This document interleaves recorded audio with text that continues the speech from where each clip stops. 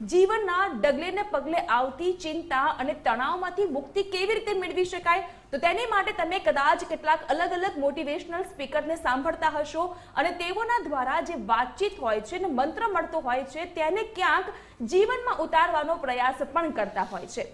તો આ જ આશય સાથે તમારી ચિંતાને થોડીક દૂર કરી શકીએ, તમને થોડાક મદદરૂપ થઈને તમારા જીવનમાં થોડીક હકારાત્મકતા, પોઝિટિવિટી અમે લોકો લાવી શકીએ, તે જ આશય સાથે ગુજરાત ફર્સ્ટ લઈને આવ્યું છે આ વિશેષ રજૂઆત મોટિવેશનલ મોર્નિંગ. સંજયભાઈ, સ્વાગત આપનું ગુજરાત ફર્સ્ટમાં. ખૂબ ખૂબ આભાર આપનો. કેમ છો? બસ એકદમ મજામાં. 5-10 વર્ષમાં આપણું જેટલું પણ બને છે એટલું તમામ એ મનોબળ બાળકનું કહેવાય કે મજબૂત કરવાની વાત હોય એ સૌથી પહેલા ઘરથી શરૂઆત થતી હતી. બિલકુલ બિલકુલ. આપણે વાત કરી કે સમાજની વાત કરી, સંસ્કૃતિની વાત કરી, સંસ્કારની વાત કરી અને માતા પિતાની પણ વાત કરી.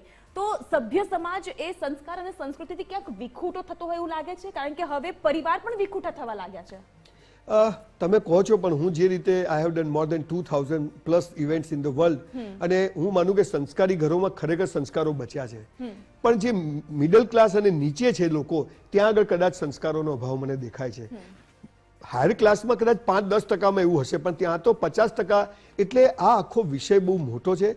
સંસ્કારો, તમે ગમે તેમ વાતો કરો બેન, આ ભારત દેશને ક્યારે વાંધો નથી આવવાનો. અહીંયા સાધુ સંત ફકીર ઓલિયાઓ લોકો વર્ષોથી એકની એક વાત સમાજમાં કોઈ ને કોઈ ક્ષેત્રમાં જઈને કહે છે.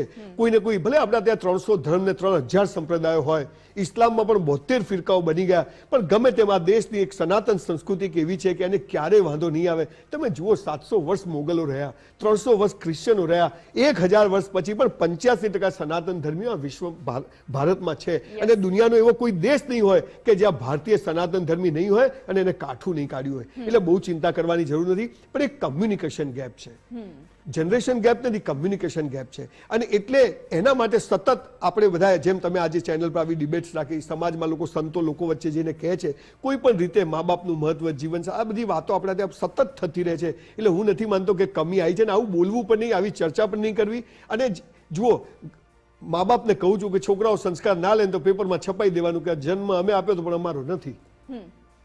બાકી છોકરાઓ સંસ્કારી છે, બહુ સરસ, પણ એને ઇન્ફ્રાસ્ટ્રક્ચર નથી મળતો અને એને એના સવાલોના જવાબ નથી મળતા. હું પૂજા કેમ કરું, હું મંદિરમાં કેમ જઉં, હું મા બાપને પગે કેમ લાવું, આના વેલિડ રીઝન્સ બાળકોને મળતા નથી, એટલે એ નથી કરતા. અથવા તો એક જે જનરેશન, જે મારા ફાધરનું જનરેશન હતું, એ પછીનું અમારું જે જનરેશન છે 50-60, એ લોકો એમનું દાયિત્વ, પૈસા કમાવાની દોડમાં માણસ એવો પડ્યો છે કે એને પરિવાર માટે સમય નથી. હું મારી બાને પગે લાવતો, તું મારો છોકરો જોવે છે ને એની મમ્મીને લાગવાનો જ છે, પણ હું નથી લાગતો.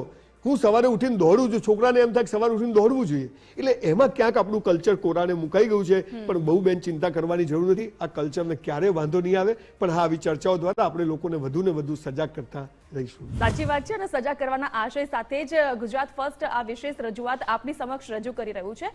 આપે એક સુંદર શબ્દનો ઉપયોગ કર્યો છે, કમ્યુનિકેશન ગેપ. યસ. કારણ કે અત્યારે બે માણસ વચ્ચે જ્યારે કોઈ પણ પ્રકારની વાતચીત નથી થતી, અને કાં તો પછી લોકોના મગજમાં એવું હોય છે કે વાતચીત કરીને જો આ પ્રશ્નનું નિરાકરણ નથી આવતું અને પ્રશ્નનો વધારે ઉગ્ર વિવાદ થતો હોય તો કમ્યુનિકેશન આપણે બંધ કરી દઈએ. પરંતુ એ લોકોને નથી ખબર કે આ કમ્યુનિકેશન ગેપના કારણે બીજા 100 લોકો તેનો લાભ લે છે અને પછી એ વિવાદ વધુ વકરે છે. તો આ કમ્યુનિકેશન ગેપને આપણે પૂરી કરવા માટે, એ દૂર કરવા માટે શું કરવું? Again good question.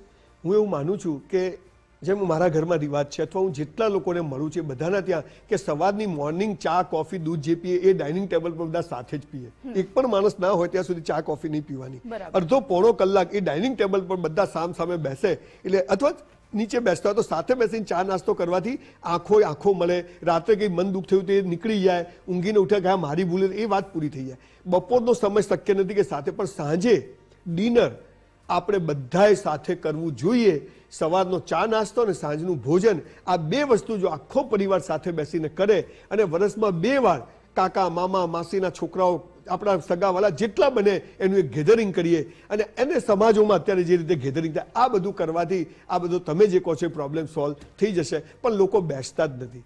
સવારે પોતાની, હું મારી ચા પી જાઉં, મારી વાઈફ એની ચા સવારે પી લે, દીકરોને એની વાઈફ એની રીતે, દીકરી એની રીતે. એના કારણે આ પ્રશ્નો વધ્યા છે. કેમ બેટા તારો મૂડ નથી, કેમ દીકરાની વહુને કંઈક તારો મૂડ નથી, વાઈફને પૂછે તને શું થયું છે, એ મને પૂછે તમને શું છે.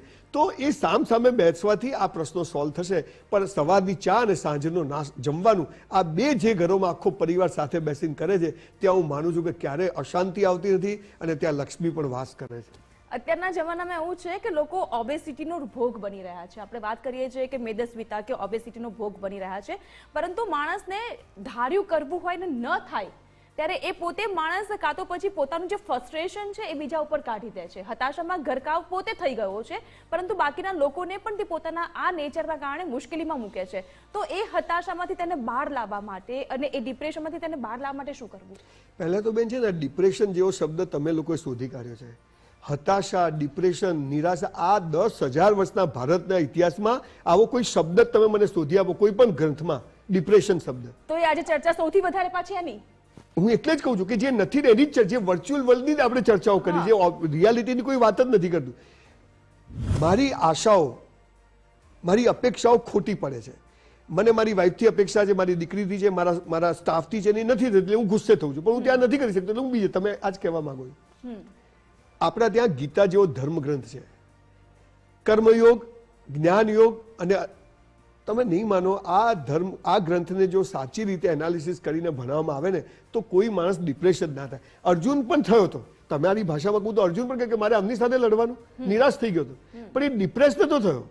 નિરાશ એ આખી જુદી વસ્તુ છે. તો આ જે પાતળી લાઈનો શબ્દો વચ્ચેની છે એની ચર્ચા આપણે નથી કરતા. ને પેલા શબ્દો એટલા મોટા થઈ ગયા. અત્યારે ડિપ્રેશન તો એક આખો રોગ તરીકે સ્વીકારાઈ ગયો અને એના ડોક્ટર્સ છે ને એના વિશે ચર્ચાઓ કરવા માટે લોકો બેસે છે. મૂળ વાત એ છે કે માણસને તું આ પૃથ્વી પર આવ્યો છે, કેમ આવ્યો છે, એ એને 12 વર્ષની ઉંમરે સમજાઈ જાય. અને આપણા ત્યાં જે 4 અવસ્થાઓ હતી કે 25 વર્ષ સુધી આ કરવાનું, 50 સુધી આ કરવાનું, 75 આ કરવાનું, 75 પછી આ કરવાનું, આ સમજાયા પછી જીવનસાથી નક્કી છે, તારે આ કરવાનું છે. આ જે આપણી આધ્યાત્મિકતાની વાતો હતી એ જો એને સમજાવી દો. I want to be a doctor. I choose science. In 1984, I am the most intelligent student of my school. I got 54%. તો શું ડિપ્રેસ થઈ ગયું, હતાશ થઈ ગયું?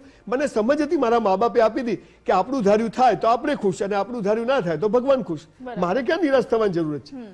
કેમ કે મારે 54% એટલે આવ્યા 12થમાં કે મારે આજે અહીંયા તમારા ત્યાં ગુજરાત ફર્સ્ટમાં ઇન્ટરવ્યુમાં આવવાનું હતું એટલે 54% આવ્યા.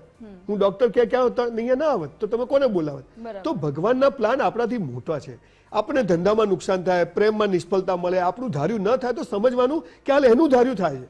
મેં 5 કરોડનું નુકસાન થયું તો હું સમજ્યો કે ભગવાને કોઈને 5 કરોડનો ફાયદો કરાયો છે, અને મને જયારે 5 કરોડ મળે ત્યારે હું સમજ્યું કોઈની પથારી ફરી હશે તો મારી પાસે 5 કરોડ આવે. આટલું સિમ્પલ લોજિક આપણે સમજતા નથી અને આ બધું કરીએ તો એવા ગાડાઓ માટે તો કઈ ચર્ચા કરવાનો મતલબ નથી કે જે આવી રીતે ડિપ્રેસ થઈ જાય કે પેલીએ મને ના પાડી કે પેલાએ મને ના પાડી. અરે જાય ચૂલામાં, મારે શું લેવા દેવા છે? બંદા ખુદ કી નજર મેં સહી હોના ચાહીએ.